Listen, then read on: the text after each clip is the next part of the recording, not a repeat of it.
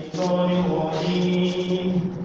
بسم الله الرحمن الرحيم. ياسين والقرآن الحكيم إنك لمن المرسلين على صراط مستقيم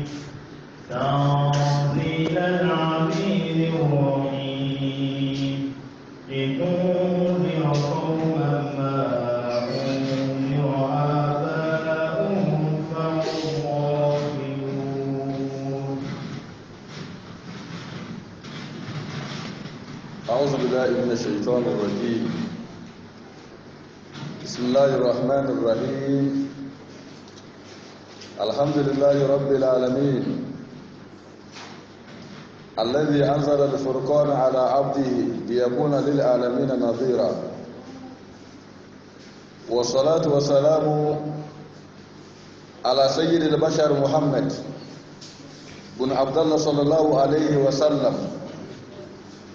وعلى آله وصحبه ومن سار على نهجه وصلى بسنته إلى يوم الدين. وقبل أن نبدأ كل شيء نحييكم تحية الإسلام وهي السلام عليكم ورحمة الله وبركاته. صدادرة سورة والكوبيا ملومبا إذا ستورو دازولو إذا ألافيا نادكم يونيرس بتلا عند محمد روزي ande bu wani sai kai na duniya ga ce sama da wuro wanda so su go duniya ibe sanan lahirana wuro da gaba ya yawmul mahkam do wuro wuran bala yawma la yafa minkum khafiya wuro wanda na buri wa budan musu so da da ba wurin na buru kai ba musu so na wuro da na bala alkiyama da wara be gon be sezarana nanina sota saba folo kafo e folo kafo biya senga sembolo wo bita bo wana be feni di dimana banaga so se yana ba folo kafo jibril mana min israfil folo manja da lo mara pata bokon bosuluk mazanda bongon baka goro israfila vulu de kafu daringa de se na bogobe ada dana patar ko de sel dar ko donde dadu songe disite malaka wara samada sama kanangi de malaka wara benge dim bakon basingai adalah dorose na duniyar ngada alhumma bombo zumala ka wasese e sawo mulota na malaka wa firis ay soferu lota ama ati wongon e wele su bidel ni so ndale bo wele sala do kana ko resbokuna da malomba e so no berde ma cheleda edam so wongone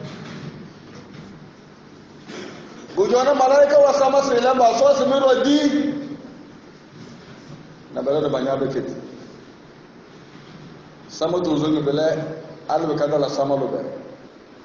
sama lo man bada ke dinge bala baga zuwana so de pelo kana ba ya arsh benge dina adala doro benge dina ka banga gale adwa banga dari so bandari so be ka ve kornane والملك ولا أرجائها ويام العرش ربك فوقه يومئذ ثمانية بقى توزو بقى سوانا كدو سيجدا بقى نو ناسا أمانا نكيا مسا كربوزو نو ناسا بدي توزو سبقى زونا سودا أرسلو سما دا الله دلا دوروس باندا لي بوچو badama da do suru kubanda konde sebetasna e suru kwano wando ele adala dorose bida zaman bumbu da do kan karanga cer bo kono ardu be do ada ko ful mo bo fora kala ko rosege da du so se kedi won wonda wetu wonda da feri na gesse ami bula la kare bem do wuro da malami adita magar mu go na da balor me aji sinje bawra madan matana me na darga kisi se bilaga bo do so eso bilaga bo bawra na matana da sinya dan ni ngadan ga mede go fo bilay eso wo me bere ngacere mi labla do rozna modo cho sar so do cho bawra eso sinje modo madan matara dala mi do ko cho ezumo be na mo so wo bismalana ama weni wo wona al khairina al khairu mo na si wono wona tuta mo na si yoro na weni wo wona al khairu si dina ina al khairu wono wona tuta wala ina tuta bi zaman ga da so wo berinda se mo duna mu de ko wura jarinya da zai na mo wona da be faina ti chemi acheni wamba ba ja soji na ga shuwadawa wamba bo yo be ga shuwadawa ba zana arusulu yo ba kowe wora na shi obozan da muhammad ese shuwadawa bande nye be da se bola da badala wa asaba woro se nge se sense de bato boro be je so sense bala bo bo maso wa alsidi dalba bina bina ban ne shi tan alkiyama kuro yel bi ne bola da be asaba belega dan suru banta sor da ba dabale karda la mede tuma da zaman iradu so se mavuna ira malaika wa mavuna wa e mavuna arjinwa e mavuna ira na won bibre ga cermu wala doro na bringa mavuna so ci dina ga shodawa wura dinga dan so wuru ko ban ga fada tu dulin dare adab da keble da ku dulin ga so wuran de sijere da chona da zo surat yasin kana bala sar bazana da kabun mawazir da zai lele do wana ba za mu tu bilaga sar kala ka alde kade allu burka ga surat an-nas da ko ka zal bakara aw zinwa da saur kuma ne cer da talwa surat yasin alfa wa nar ke tom na barwe be da sesse li kulli shay qalb wa qalb alquran surat yasin esbab kunde wende do wona wondure bu qur'an de wondure bu surat yasin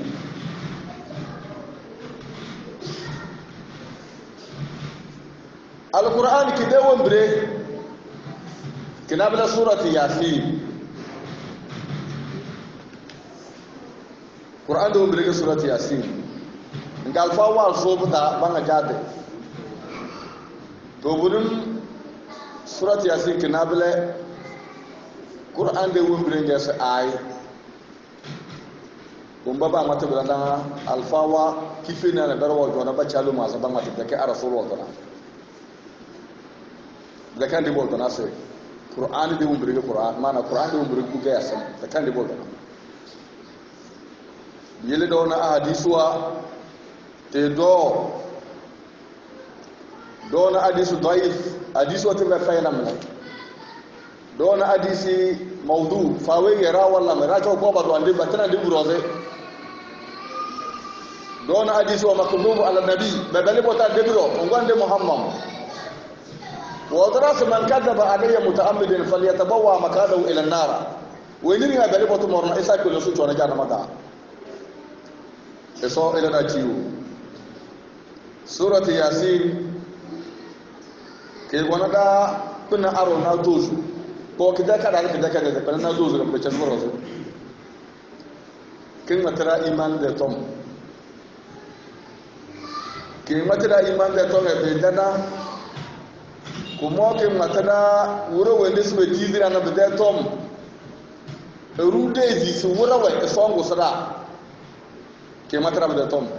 narige ke bo ke matara bure ne sube tisira ke dizo ko banga so zantana to zude kan matara baka da mana village na kirda da era village ke gaba ya se in Tokyo engene bana baga ande buwa no duzo be gadanana o birajar matara surati yasin wa tamla o mito wannan mala sallah ka tare alfa wodo bojo ne ba mate se qur'an de won birin buga bana surati yasin na bodo ba wole se take bilage ande buwa mate amma alfa wodo na ba mate alfa kifina na baro jo na ba mate bilage ngam na barwa sale ande bi da ba chamba tane so qala rasulullah sallallahu alaihi wasallam inna likulli shay'in qalbun wa qalbul qur'an surati yasin ese ande bu wodo se ba kun ne de woni won bire amma qur'an de won bire ga yasin da kabla ga boye eso la katare na bere wodo se abige ya gala yasin burolu be bigala da choga nya sin ya gala qur'an burufu qur'an ringa tir burufu da la rewa mana adub ta toblew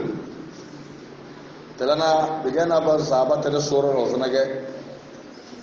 na bar babu ne sai abige ni boda nya gurga gala na fila nya gala surati yasin karanga cirkita na imane nya da ta alwarin do so wa lan ya lita le wani sinje so wa ga ta alwarin adub ta toblew telamti ga ba zaban da ne surati yasin ro sai ga na bar wa zaba mate sai surati yasin abige ba wurin da yanga ne yasin anya san ya ga shahid andib to tobele bige to mun ba zabatin andib ro sai ga na bar wa zaba kon batin kuro sai anya dala bola da ganya gale yasin eso wan banye de surusoji duka da sada wahala da suruto yusoji sato ku ba da alquran bola da bangale rozuna amma isuruwo yusoji abu gese siga bangale ya san roz kila ndi ba wala amma mbo bola da bangale ya san rozan bola roze badawul kile badawul kile suru kuma lo ga fa na cilla yele to tana da matana aja ga be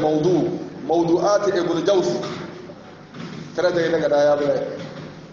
mawdu'at ibn jawzi nyanga na to tana no sai su bebele wata to siga e so wuro kuma ne wanda wambi gal hirna surat yasin era ta ne kide amfani kan zo na yele naga baga bana anya zaleru da taraga yaje fulu asin je fulu qur'an do ya san zaro fulu ku kama don sona kele naga bangale da baka nyande ngi qur'an do anya la do ya so fulu ku era da baka baga baba maga magala mawlide maga magala bace bace ma da ta de maga magala bace ku kuma dar alna raba me ne su bakala ba mu kan biriksa muna bakala ke su ba mu kan biriksa muna bakala ya san ande muhammad فصوت يسس ولقد يسرنا القرآن للذكر فهل من مذكر ما فوز القرآن بجرمنا ونور ما بنا منا تكتل من لمله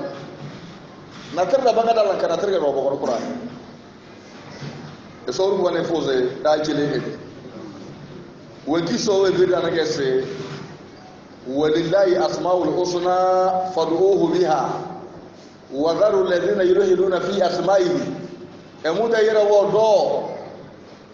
doko idan darna mo buka diere yira weina ba za ya bambuna e mona diere ale toko je ka bibu wana toko chokawa diere telatranga doko walillahi al-asmaul husna fad'uhu biha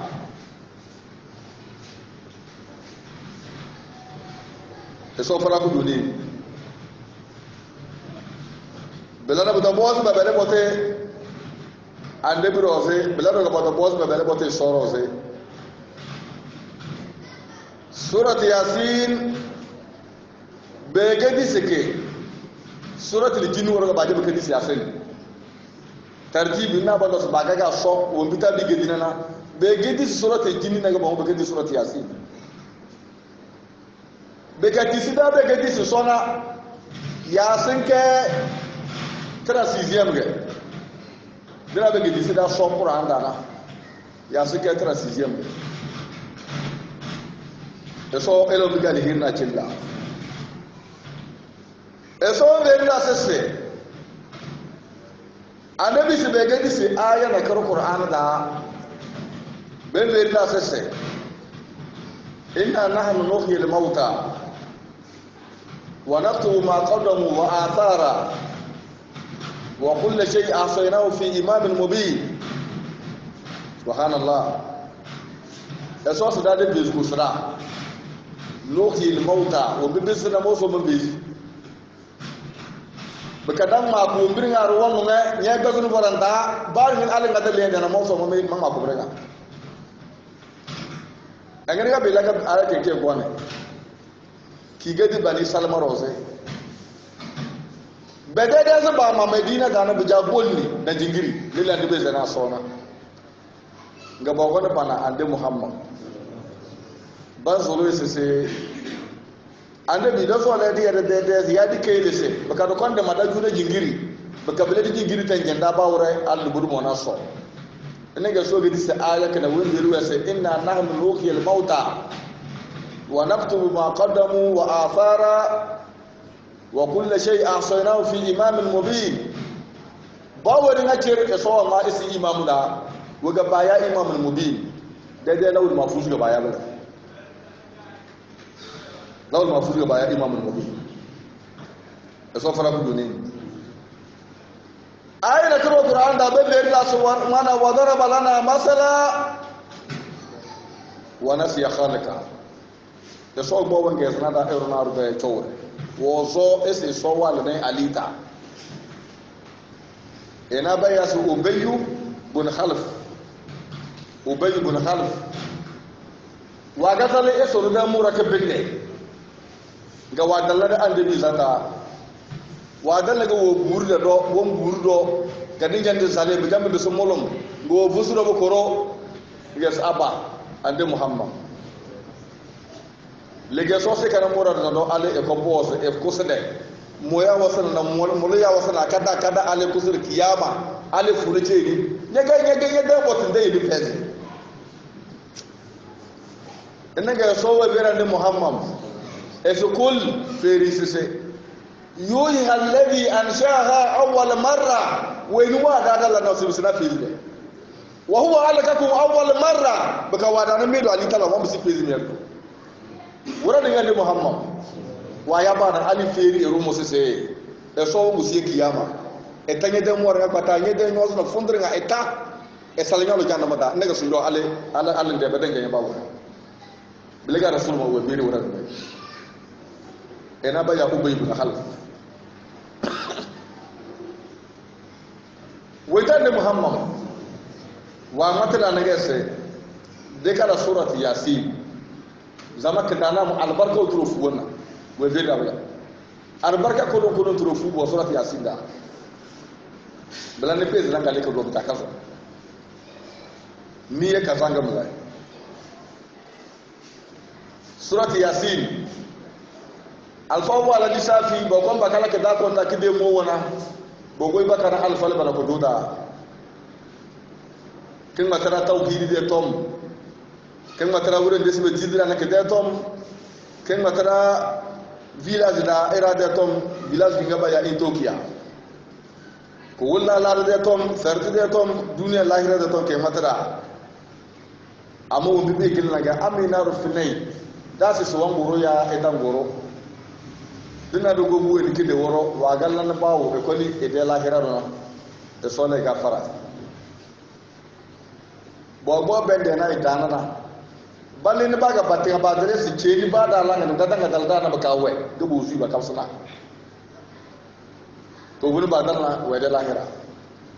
to bin janga me de na men be zumun dali surati yasin se bon voze sem de no asa erose a rasul wa wala sem de no asa de se kriye wana se sabe ga ni bon na se sun wo wani kin dale horo wanga zibu jodo wanga zuro min matana bika bene tindo eleda namiya bene malaika waje wakila marak zaman ga dana legeden na irabo kon bakalla rukiya legeden na docteur ya dubo ne france ya dubo ne america ila rabbika yawma idhin al masaq ele ben na so joge se ketana wara be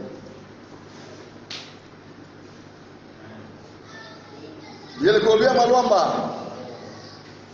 sekre se langa mina rusi de l'akhirah ande muhammad se se bacha abuzu soro de be buwa kurmo soro lu be de boyozi belli bi de no ba pe sana erose bun fa simde soki ande muhammad se de l'akhirah na wambi de wala namle wala bla ka wani e walo wazolo so anu se paze wa medna so wa bu no bamu wani wetu matana yas la ilaha illa allah anna lil maut la sakarat ma la serious na arfe fa se so ama ade sem binni tano pa bunu waspa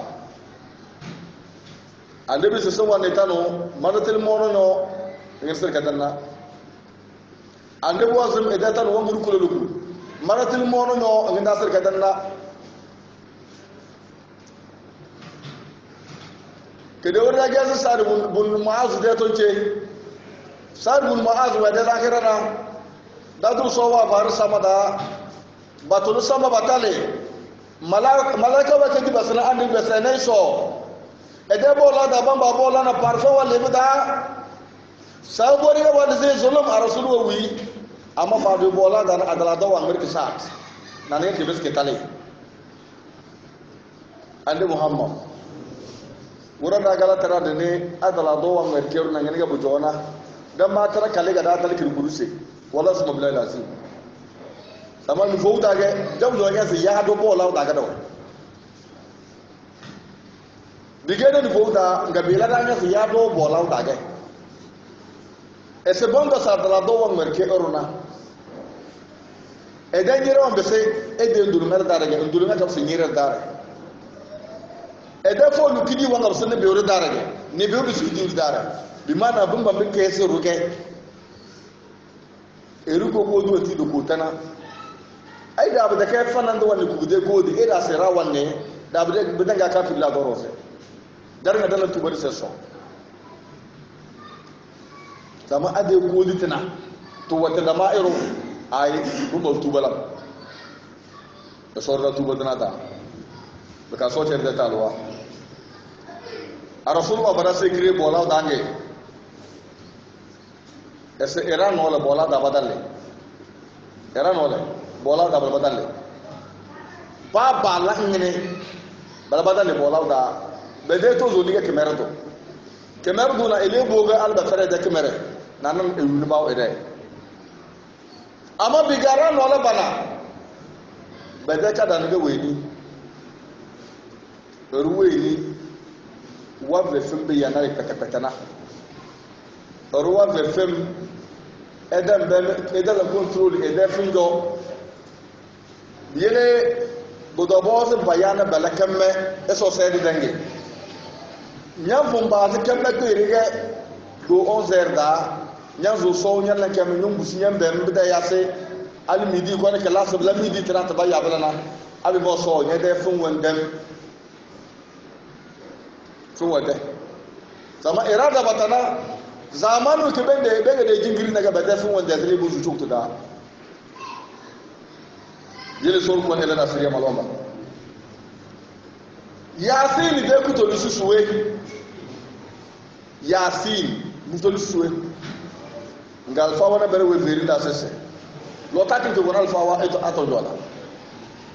na bere we veri da sese ism min asma rasul kige an debi da yiran da yina na direge ba me zaba ya an debi yasin idai da mala yasin ba me zaba ya an debi ngal fa wana bere se kige mona kirge so godi ke se de so ko no godi ke se e duna ke e matana da tom ngana beres ay ya sir kana do ke de ke la rubu de kono ke ge abasha ba de kono abo da siyasi bu to lu se ya insan ya no ero ibre mana abasha mada kunun dana abodo si yasin si yano iruguna adam engana bera si yasin abasha mada kunun da si yano ya no iru afobu kogone afobu na modo sa afobu na kina bodo si yasin abasha mada kunun da mala ala kullu al da tafsir na da lan gas Allahu a'lam bi muradihi umbi baya yasin naga e sonyi ne umbi wala nakini fina umbi da lan tafsir na mala ama ke gelo kabare ande de ide de bada sene namla baya yasin toha muhammad mahmud hamid ande de ira namla bilaga abu al tisahe e so da ira daga mamba kana ala ge katbe disnet e so ila da katare da duro ko bade se yasin e so nyine wumbi wanga tikina da so ji so amata na wal qur'anil hakim shibilana waw kana bagaro so wal bilana e so wo dunage waw ki girkina dunage ismo duna made qur'an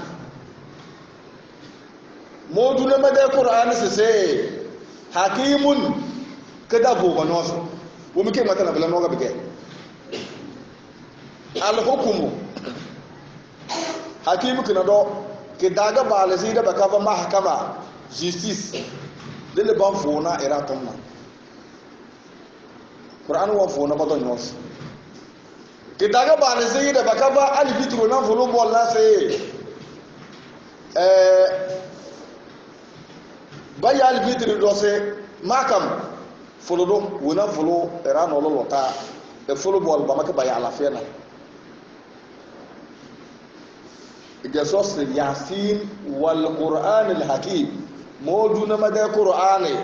eske gedu vorage wenki ake evoke se na rufe wondo se bige chebo nyozna fa fere budu waisna so tuba ade qur'an ya ruwana se be ga bonyoz wala waisna so so ngira zalika al kitabu la rayba fihi mena qur'an kile sikabe kidayo biyele wal qur'anil hakim qur'an ke do furage to bulinge innaka laminal mursalin yani no ande muhammad nyege lamina moduna sese minal mursalin nyege ke dirda ta naru bak na be ke dirba ga na be no be ke dirno do ko bo andi adam Allah ngala mona ande muhammad sallallahu alaihi wasallam wo me me dir belano me me dir no do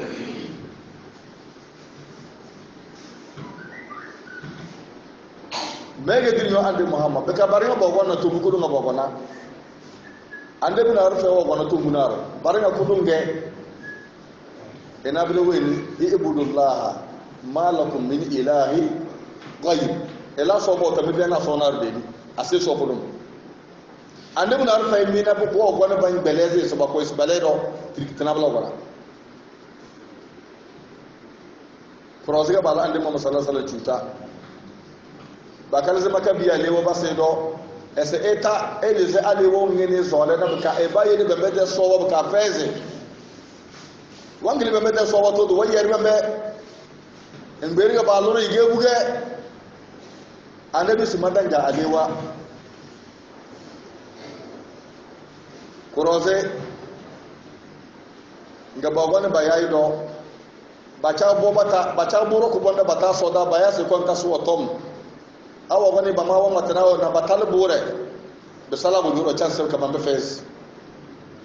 e ba ma wala badai ni yo abe ne ga so ge dir malaka sama la ko ne feri su kurumbe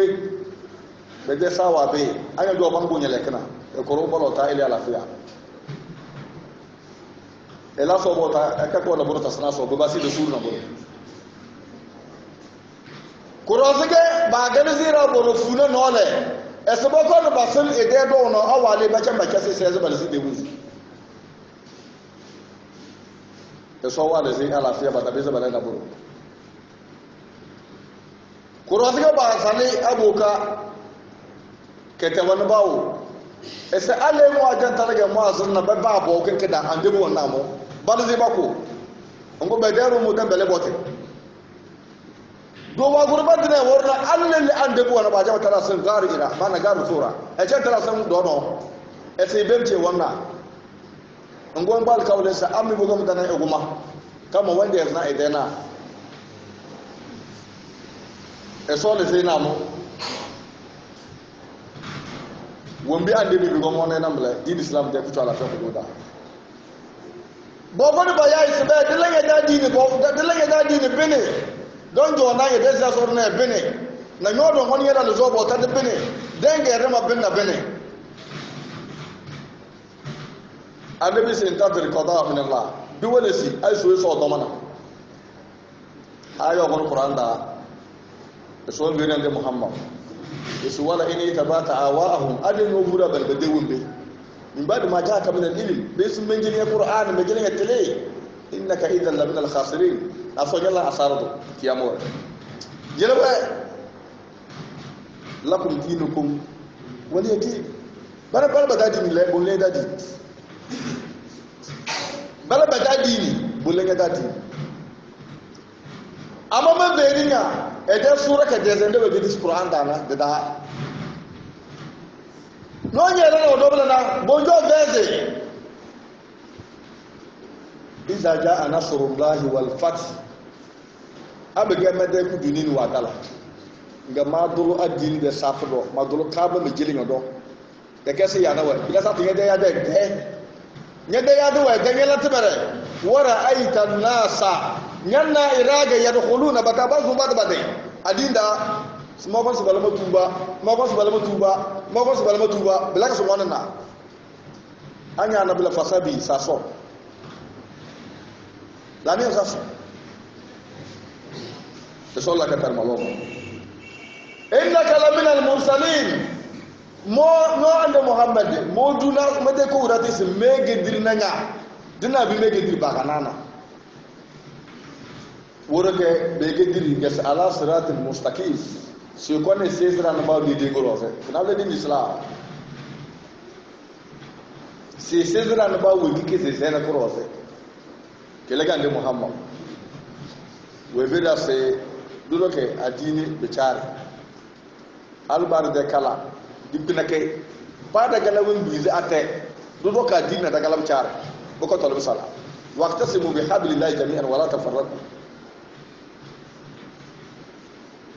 nga wabera se begarne bongo ni bana adini wan den toujours la dorose nga sukulla fi nar illa wahida tenga tinda jana mata fasadi ni burbu adini wa tenga ne tedana bilana to wali mini asay kudumu ko dinga baba zande muhammad wanki ga sama ana alaihi wa ashabi wa kimalla man ma da sabuwarna ke basu bawo la baliga mina dini yile lan ay doga na rogo na mu fe dala kar ba dungu yele ande muhammad we bera ska deja gungo na ru to wonga le qur'an be kanaru wan zarili de wo mo ke de lada e tal kiyama wa gala qur'an bu do ka fen lada ba ko do wallahi be ngandi ba mata da solla ci wona blabde ala me ruwa ese emu egediri se boda ese ne bawde denguro se eruda din islam da elizida timida eruda danyanda enga momo begele ya qur'an al-karim tanzil azizur rahim megedisi al-qur'an me kelinya no fokti de erududa wani wa gonna ki ce daga nabila jibril alayhi salam jibril wani wa gonna qur'ana na ede wa gonna qur'an lo siga wa gonna malaka waran ya samada kama be gele qur'an ko na ci lande muhammad be gele qur'an wa gonna ci lande ro nyodo nya gilla ande bu waran cer do kada malaka de jemba bege disi qur'ani no foktu rodu garo ge no foktu rodu agna rodu na bagana ran lailatul qadr da yasa man ga bai dis qur'an buro ga kiden fo wa gini do na buro mi alquran alkarim umar bunata wa dala silatu bana ino weze waige amma qur'an go e da musna wa dala ga sigel ma mita bodo kan nges la ya masuhu illa almutahharun beben de kina fatira cercerdo bungo so dalal wala nan gon de kina ke kama tanzilu min rabbil alamin ke galina duniya ne bata do dogo yele beden de kina sai da cercerdo zama boro gaban mai zubo dunar qur'ani badan ngaro ala hake kama wani zo la sai matana so na ikala qur'ani ya bane dora sabu do mamman matana so kada zal qur'ani ngale so ga matana bu liana fi awamir wa nawahi kidaga da marawai kidaga kidaga baru da kuma anga se tanzil bege disikige al-azizi ghalib la yuglab weni wangam badan besana elege disna tara ena bele weni gesrahimu kunyaniro ena bele so weni si chetu malon birke kani bada kunya man lagara elena bele weni wegi dis qur'anana zamanu wegi ga wegi disi ngesa 40 halat min hayat rasul sallallahu alaihi wasallam zamanu ke andi bu bisi na laworna après 40 ans de Qur'an bu cedi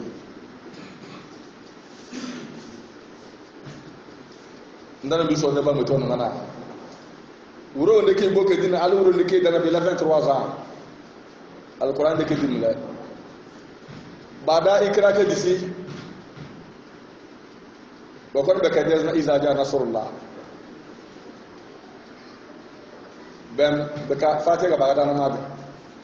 baka da suratul nas amma ikra ga bada ke disi ga baga da suratul mana ikra ga bada ke disi baka da suratul nasr iza ja nasrullah al fath sura wanda be ga disi da ran bada kaga kidana buru bako da aya kina bala suratul mudassir hala ta ma malaka karanga kana ina malaka su son 10000 personnes bagala sunai bako ko be celande muhammad bila noga ayatul kursi buroge qur'an ringa da aya na kirta ke da ayatul kursi sabaka da ayatul kursi be celande muhammad na malaka son 10000 bagala sunai malaka jibril bako ko be celande rasul muhammad aya we kibe de ke dis qur'an dana kina bila so virdas itaku yawma turja'una fihi ila allah thumma tuwaffa kullu nafsin ma kasabat wa hum la yuzlamun aya ka de zan ku da qur'an biyel malomba ada do na qur'an didi jingar ko bongo kama do yu wonde bidan tamna be ko jorona wala baru wala niya sekeke wana zila karga ngora wala niya banaz bala kar bawe zamana jigir kan kada degese sebege trawa bokoratra bamman trado na beje arafa kulumu bogonda ko na tra wallahi waw ga beje kada bogonda te darasa amma kirina cirki da waw kulun ga beje na so rawa dale de babo di bitringa do chola doro ne boga da babo di bikura no tetra pata de dar ka zonda da esos inna nanu nazalna dhikra wa inna lahu la hafizun mege disna qur'ani simbege tina qur'ani nyanya bebla doro ze nasarwal ko kare ale e latra weki se fiz qur'ani se kana anya zu ordinateur wada ko kudona anya zu la ribo de la da se te do na tro benjeli ki babal to biya wole bozole ilga suba fiz qur'ani ba se ke bo ko karda pa ngeso su nazalla zikr mege disna qur'ani su mege tina qur'ani ade qur'ani na ko ke tiyele mo so mege tina qur'ani na bur fe bunga kada biya wan bela biya bubi zulu be qur'an wa gudu da bu do baya aya do bacan baya aya da ya ska 99 bucan telese eso sura na da ka aya ka 99 bucan ba Qur'an kalina na wanda Qur'an won jora ko dunda ba ngani ga ba Qur'an ka kitan daga en ga so tanzil al aziz ar rahim da so su magi islamu da Qur'an warga waye ga dike en ga se leto dira kaman bokin yasana mbokin yasana kauma la rubuwa na iran bada na duniyar ga ma undira aba'uhum inna wa bibahum yasana tarawa bagana fohum gafiluna ga ba fana tun dula da gizin ne te bila no ga me gine qur'an sun bok la no wazu in yazu wa sa sabo we in yazu wa se arjanna do bashiran wa nadira inna hadaynakum sabila imma shakiran wa imma kafura nabumbulaga malomba ese ko qur'an nya sana wa dina wumbi andin musa na andabi isa bala ba nya sana badam ba de trawa atawra injila zabura sufi ibrahima sufi musa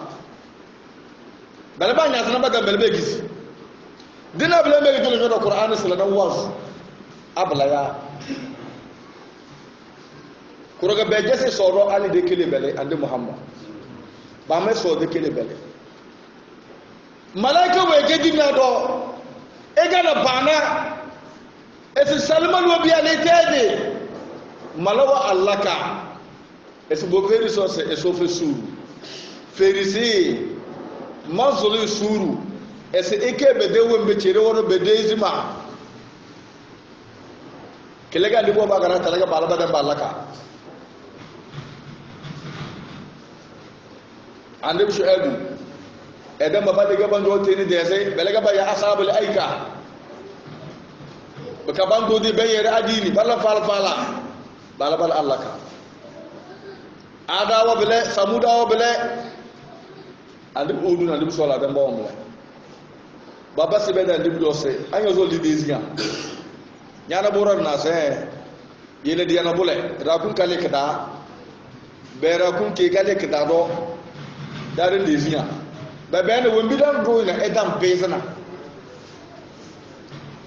ezinga do go be boro do ngawa zo so su sake ban matan ma fo mo solonde ben bora dem vele le kana ra ku ngale da bazinga gara ku go da ke di karab ki ja ku su bazan da do gada ba teze ke dan laga e so ga veri si feru esra kun ken ke gon blana kilake dolo wanja ra kana bata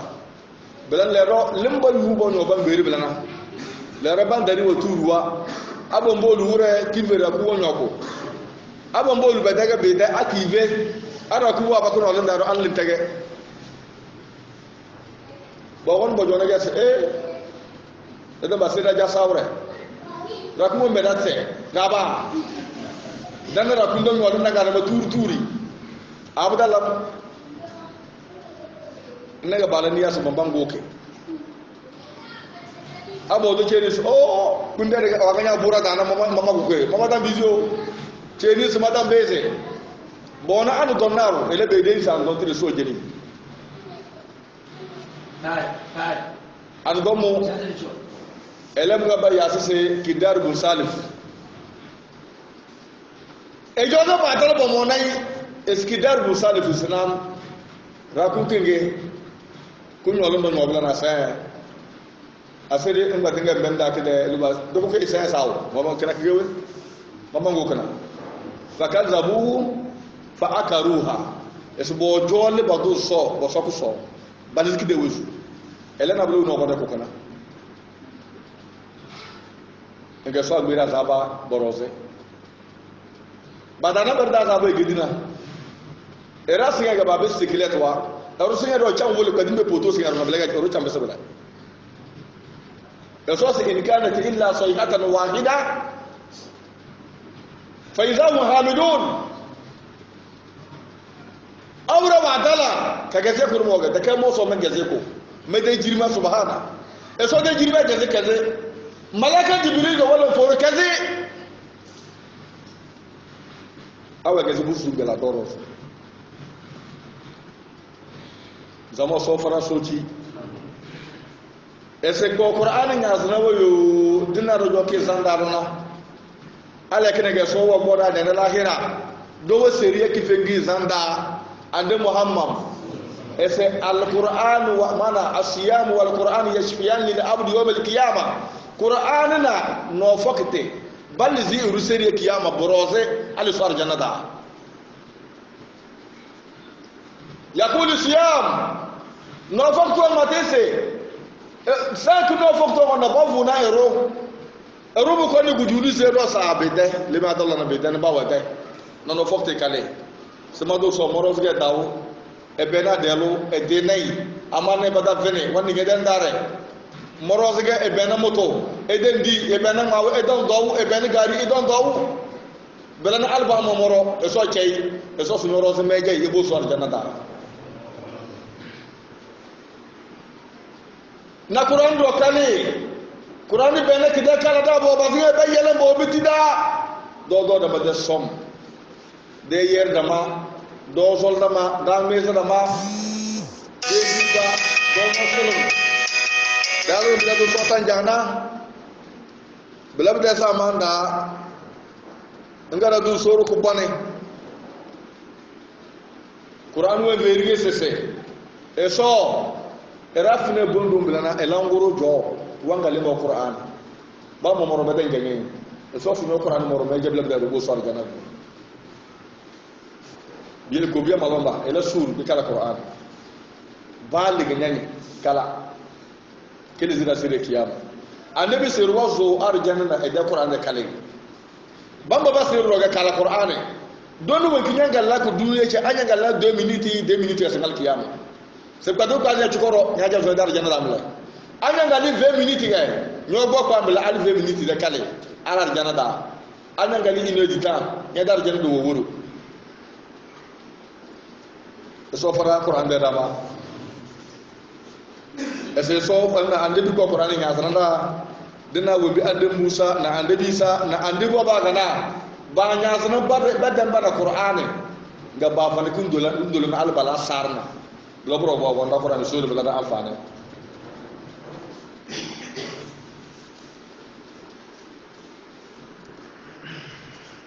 أعوذ بالله من الشيطان الرجيم لقد حق القول على أكثرهم فهم لا يؤمنون إنا جعلنا في أعناقهم أغلالا فهي من الأذقان فهم مقمحون لقد حق القول على أكثرهم فهم لا يؤمنون لقد حق القول أي لقد وجب عليهم العذاب الصوت عذاب ولا تنبت بلبد إرارة ومبدأ تنبت بيرنا بلا ومبا غنياسنا وتروتي غنا يديكيسنا بلا نوغا دو ديكيس قرآن كنا بلا غسل دا صلى الله عليه bila de bisilille bongona aya ba mate si so se ga era wo jolna e so wa sala aya kin ka ti kin kita ka kiyam bombo sala kite to bila bi Quran wo bonna wo bi gede de nege ande bi tan mate se so wo des mate e so la katare ese esoga zaba change bilana so wo dunage lam kana do wo do so laqad bilana dunaga wo dunabala lem krikike wo dunage lem le qasab mo duna sese mede azaba wala tambata irada batoroze fohum la yu'minuna kama be gizi désiré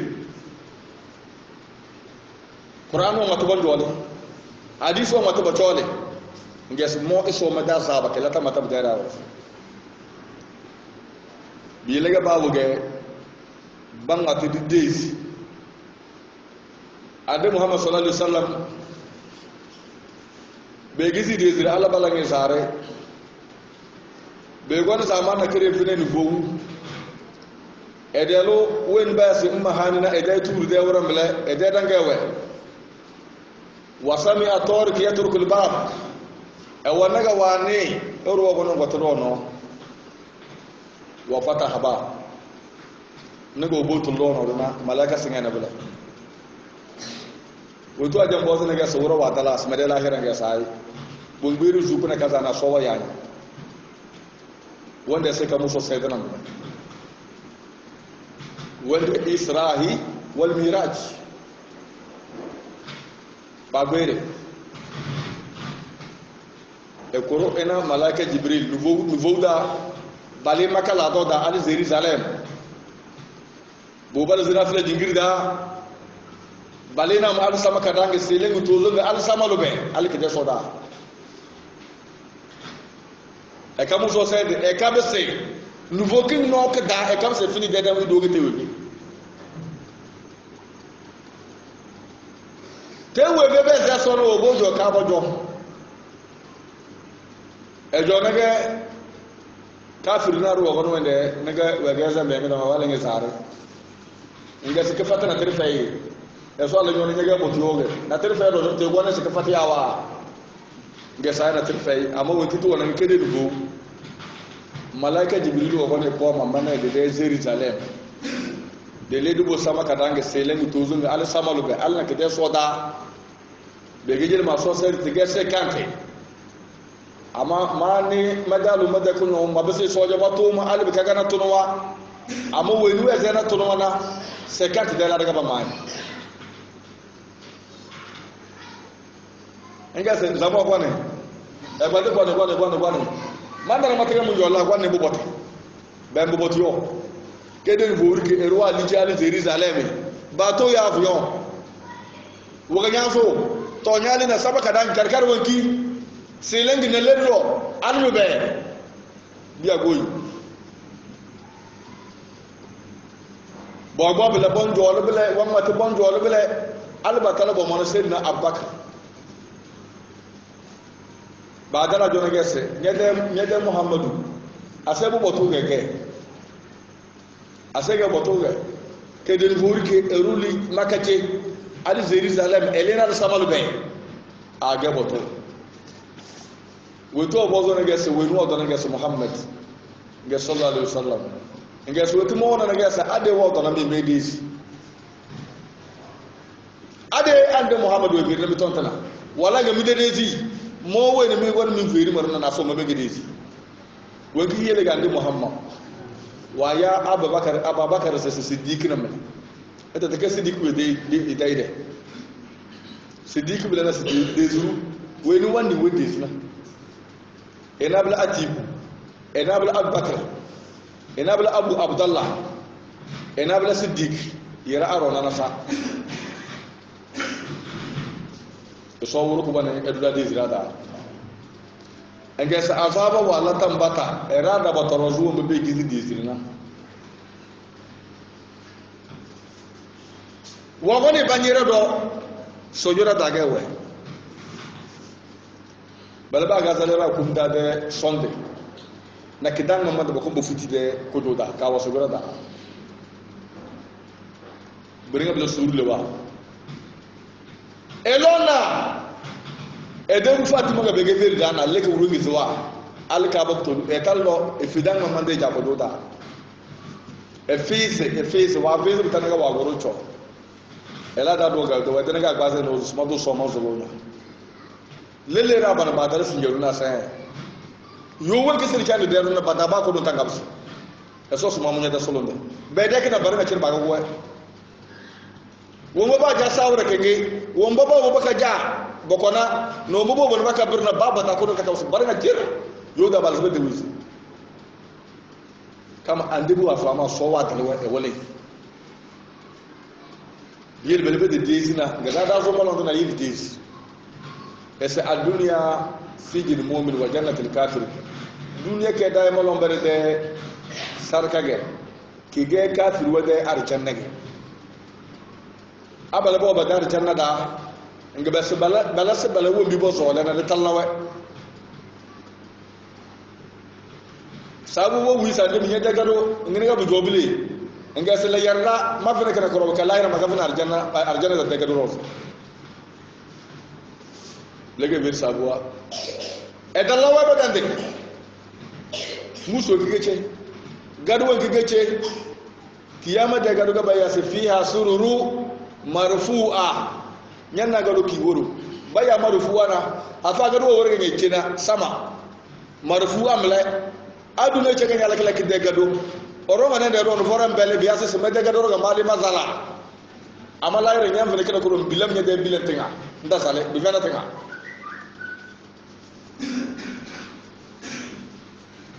eso fara jana malomba inna ja'alna fi anaqihim aglala eso si mo ini badu medelo ni dese adam baraze alkiyama orna nas bedeno ni minne bobo kwa baraze batulu urde muzro badulo de zro batulu bakalla woro bo fokwe فهي إلى الأذقان فهي إلى الأذقان بوفكوا بلنا بازني ببنا صدادو فهي إلى الأذقان فهم مكمهون فهي إلى الأذقان فهم مكمهون بوفكوا دو نار كم بيزل موفما نانا صدى الكولة تلا وزوهم فغلوهم evoku esalwa egena fumali jahima salu ebono findi janama da ebono findina yana esbeda ngbaraz bo vokwana malaika to voke robeze ekezede era wodwo bo won moto ni minda pa bombo kidimiro kama abo bozlim bede fezili ngaba vawa abo boz kidim na bavawa te ku do sawana ka ana ru'usu shayatin kadime shaytan da ku duniya wa bala bondawu ka bille bumbo do ka bu vowu kelega bendi boy go beni wona ga se ba fada som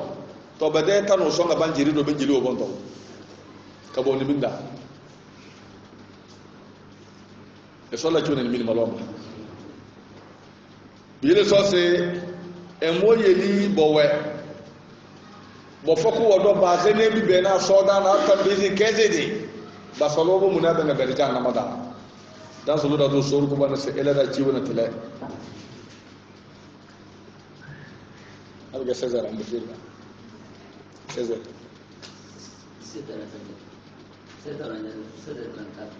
قبل تسيطر وجعلنا من بين أيديهم سدا ومن خلفهم سدا فأغشيناهم فهم لا يبصرون وسواء عليهم أنذرتهم أم لم تنذرهم لا يؤمنون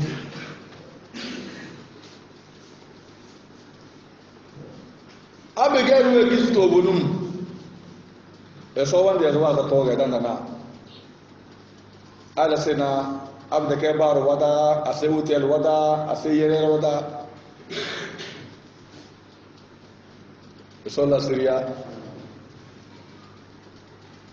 ruwa ya da wal telefon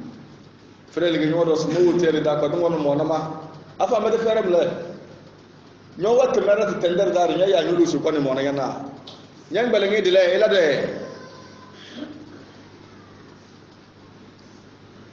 no wo gane tala hotel da edane frele ngoro so patengo lokta nyomo nama subhanallah wa dalla tabiya sai zanda foke mama chige magodi manga jalero do mala nasina na meta kondo meya ko ko ni sida wane nga magana so mama zara sida wane ya bebe nei kiyama de sarka gera musnaba kiyama sarka gera musnaba ela ma tudu joye to woti to we bumbe bambe zo mate baba fena be ka belega luti da balaga bala wallaka belega luti da ba walla nge so walla wallaka bo chozira do bana ba ka do baba do fu kanyina to so da ba kare ko bideze alkiyama e so ko do bodete oni ba cham tarwa ma zine ba alfa kinabla balu bodo sun balai abalu je becele do bo foka balu tere becele balu ipina bo foka alu tere becele alu legbena eso de Syria kila tamata rwande Muhammad bebela se nabula rozege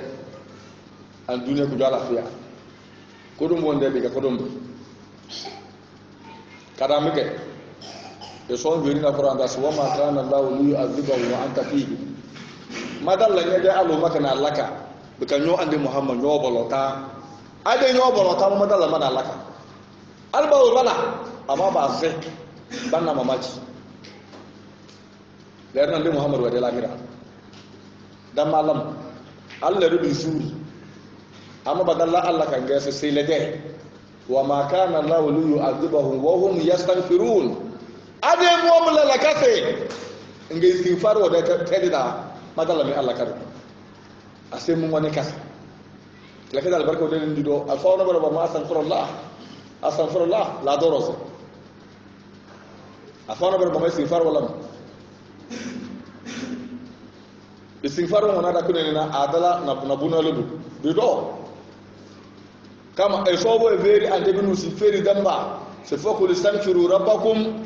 innahu kana ghaffara ade bo da sa astaghfirullah bo yumo sawru ban men jawo kadam la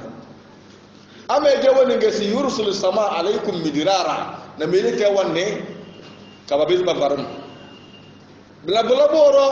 wa yumdidukum bil amwali na mele lidiye do tadida istighfar al kemla na mele lidiye do tadida wa banin na mele loro edo na bunaza ngese wa yaj'al lakum jannati na mele mi de faram billam mi de faram jardin wa mele bla na bringa bla wa yaj'al lakum anhara na mele mi de buzi do mu yumu vosna mu zo mu ba mu de jardin wa mele na mu zo lena to bem penana so agori kindan istighfar ke worga bu jona bu gadi istighfar la malakum la tarjuna lillahi wa qara wa qad khalaqakum atwara sallallahu siriya eso berla se waja'alna min bayni aydihim shadda be gidi de sire plana nga me dezuwe to badan dana to buni cha fana babo badin me umba ba dala ande Muhammad edero no wuri ne bogon suba koina wogon walle do be ben afa bodoro ba ya zambiya fula be ka seze paze wende do ka be no do ali de badanai be so de tomla orubeno do ga ma so woto etana kelega de bu ali ni vowu etala mo na serna Abubakar ese eso se male tede se na madele balini bogun tede kivega Umar bin Khattab wa ya kafir wa kabuktulu e jona de diri nga wo meru wase mi la fitina e chaare mede e la ko kare e le Muhammadu tede e zolete ka walete ina da sallu Abubakar bali tu nouveau bu ka ba mo se beze ba mo so bon da bu ka medina de 16 amma medina ramalon fe da ka fi wori ke merike ga Umar mo man le e daw wina dara balan e kala man bawo alwan we dal man bawo na e walwon jow e feti alo abalu we dal man bawo e dal won jow e feti abalu ase cha bal folge sa wanda kai ka ban balin dala to bilal ba ko ande Muhammad bien so se abige be ruwe gizi de zira emu toyi emu ga bazanda wa min alfihim shadda emu to boro badan na be de badan na ba kabse fa akshayna fahum la yubsirun gabe to we badan na ba ta fana be be do badan na ba ta fana be de sor ko na kala Syria zamo so de to kala ba ya to abige so ko no woto elodo benada du so wo berim ande Muhammad sallallahu alaihi wasallam eso wasawu alaihim ande bi de boro se de bele de lezi be de boro e kesi de bidana zama eso wo berim ande Muhammad es al kufru millatan wahida kafiru wajo ganya fami kurmu ko bo ande ba da alka de zama biyan da ni so be Muhammadu sai amlahum kitabu fihi tadrusun ya ba wona karana kare bangale banga sai da mage testa maga bigewe zama be be hadu wale da mage en ta bon dolla be dan dibuwa ballan yesu bakuwana na annabi Isa alayhi salam nana ile tede so sale par samadana e wono 33 ans e dal tayje imana da jaw katana mo su buk falo walla so temere nga balani ya sadango Musa Isa sin jawran baliga bana annabi sawa gale aso nga wana irano dozu cho kumu wabalota afubo ngala cho badu kumu mulota nga wabozwes weni wadi sikuso ko mede kamado mede chowre esui baka bakon bakoi baka mana de cho arjana kurumu da kiyamo afu bongala balba bina balba jolo ne balba jadili des oh bakoro sa dala biga buche ni tiga la ne la se moment d'ici ngam ande bi sede bu jole ni wozu kabse tase bozo nga buma gbazi nika wa gabsi to zure wa gbazi nika sto nyonya na bele woni se bala bala na e so pese de kama suwi bunga bo kamba ko bala eso sali Isa pap al samada amade Muhammad wadara fulana biya ba'ati men deruna andibi na fa moro bilana andibi sa fayse ko na igage andibi sa ton woni igage andibi do wala de merete ada sidena site sama siyati min ba'di ismu Ahmad men deruna ro ngon moro e daga andi Muhammad falamma ja'ahu qalu hadha sirrun mubin wa dallaga sakin kasir doge da bace to gol lalle bi ile chocho dana woro no chocho nam ngo bu jobi tina da kai chocho Isa la annabi sawa da lahira 600 ans après que chocho ale liga na ke annabi sa ta do ta kamane so de jingirda annabi sa eda zo jingirda edu kamane ya wamba annabi sa ta lam papa wazo gari sina fila na bande Muhammad wa gonal dana baka wawo ne ra idetira anya zo Allah haja anya lada bula boro gase kabse kama dandali kiyama na sowa ya Isa zamorin asanda na boze sese nyodo na era sese boko nyonya na goba ya sowa annabi sawale sai solom darin kiyama darin da asanda wala sai solondo na feri da do so se in kuntu hu faqad alimta ida mo do bla nyanyin gele ma so ta alamu ma nafsi nyanyima wala alam ma fi nafsika mo ma sanan yo so so nyanyima mo do bla nyandele wa anta alamul qulub wombiri na musana yirke nyanyina ma kuntu lahum illa ma amatani rabbi maga fero na trio asem mi no do masama do na ibasma to surna baro amma be gizu mo kola na badan to telatro ga se kabse kama urfe wanda ya sojo ka dasta wede e dasana wanga se e kolla do karkada e yara na malwande amma malwande ki ande Muhammad dan amma ba wani yi baro su e dai ko ndana wasu da kale su da ga galde ba ruwa tuwa so ta mu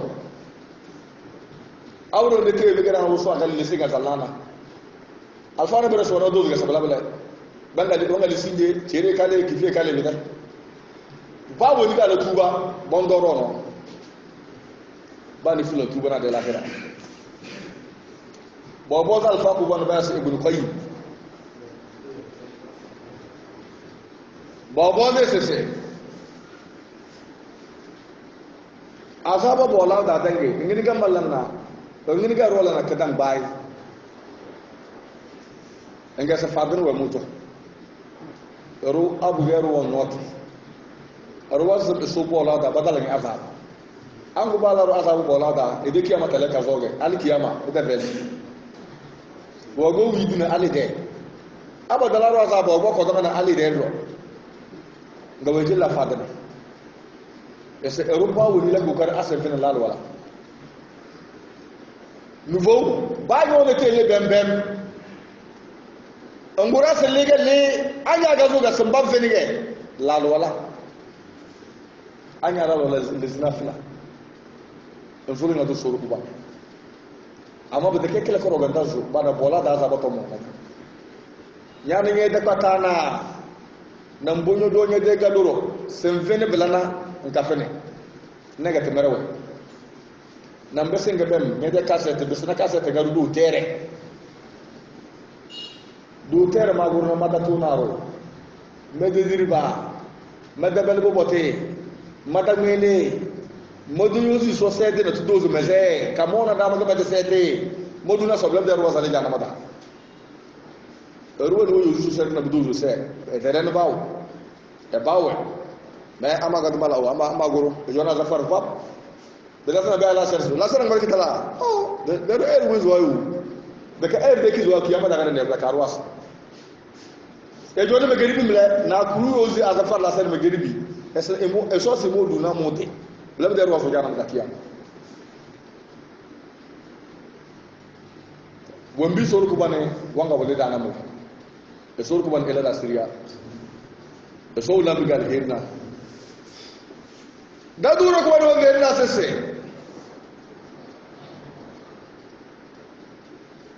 wa sawabu alaihim digede diga bor a anzartahum adinga balaw wazu ñoom ande muhammad ñalaw wazu amulan tunzuruhum yandalaw wazu bari nga bako dum zama ñalan dala la yuminu no bede desnya ñalan dala bede desnya e sorla desnya da sama bu da kai malo ga so wanja di desnya ga so wanja desnya ga sabo we desnya ga sabo we des inga bonar jene chere sorla desnya da إنما تنذر من اتبع الذكر وخشي الرحمن بالغيب فبشره بمغفرة وأجر كريم إنا نحن نحيي الموتى ونكتب ما قدموا وآثارهم وكل شيء أحصيناه في إمام مبين. so moru bane e fara ku dunini lele tafsir wazna lambala zama dona sona nakare megeri kana abu garda sura sambilla no ya so ila da katare lele tafsir wazna lele alfa gala sundona so wuru ku bane yelde ne bala faade wazu ya lowe endalawe gare yele bes kama bala mu do foso maka kurisha waga isawu bi muhammadu ne wo maga bu vosen ya se inama tunziru nyane wo ba wazu wo vosna manita ba dikra wo bobo vo iso de matra nage aba mati so de tom buzo ban ba mda banne balzi duniya be dewo be da wa khashiya arrahman kabiz wa so bilghaybi fatma dana musrada bizwa wa duso nyana bila bitaira sa fa bashiruhum fulas bedumbe bi magfirati moso bazume de chenda da mejewe wa ajrun ka bona lada ka mana kerin jirmangi bona lada to ne jirmana era o baban jona iso bande iso tom beze iso bombe biye zeli bila bitaira ga so matrable sorabla da irada ande muhammad sallallahu alaihi wasallam ese emoaza emu gobiya na bere won baba da na mu ge bedezi mu na ma sawa won baba da na mu ge bedezi mu na emu azawa bani mu de tani ke bedezi chege mu de bende chege mu se bakala do bana lam emu azawa ge mu azawa don wani talki ya ma so zanda ande wori na cer bende ga baso fo nus kidi budan ga libina fasiri ande muhammad irke da sun nus kidi fasiri no sana do ezole dal umar na cer ku sar janada da baka walla wa wan balla de de biye ila da bare amma ben dalla bare wa woy aba bena al walada le erlo ceni bisanale ila so arjana sai ande nyoro lege ila bisrota wallando bako ba tinye de hali a rasulu da ke zo azaro yirinya da ne bako da jana mata sallallahu alaihi ege se inna nahnu nuhyi al-mauta dina ka fi de ege sana aya ke de ke diyem ku wana ke sababin nuzul wo muro ke wannan buwa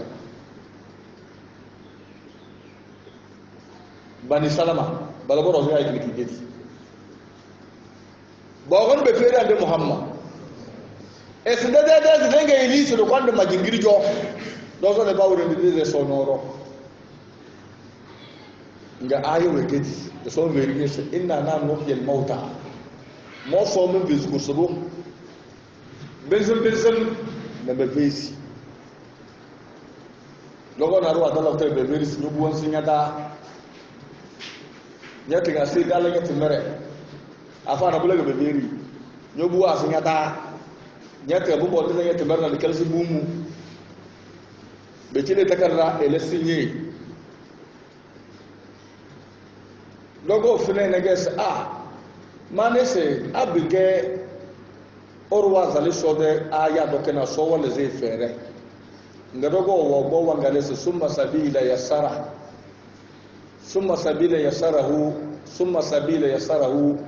so na bele welu won vozo alorro na bukale de fena dogo funege e dezo wa wala bukale sala kabuzuma si ngala to funge bembe mamachi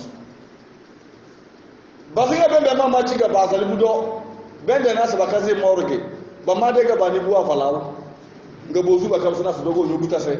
modu na so wo fi kuda chono school nga so se no hili mauta wombe mi bene besana mo so mo bisu wa naktubu ma qaddamu wa athara mama ko wombure tata lele ruguna no se no e kadala dele na jingirdo anyo bolli no won kada no la da kilo ni dana ko so kada zama ruwan ba zai fara taruna kan yin biye da ladaga bangale kan yin biye ban barga nyanu na bilaga nyen de sina lam kan yin biye ban da lal no ga balla ko taw ma wa atharna linya gasen tana bringa bang mage ngal so so kun da shay wo mi bringa da bena ballan dobla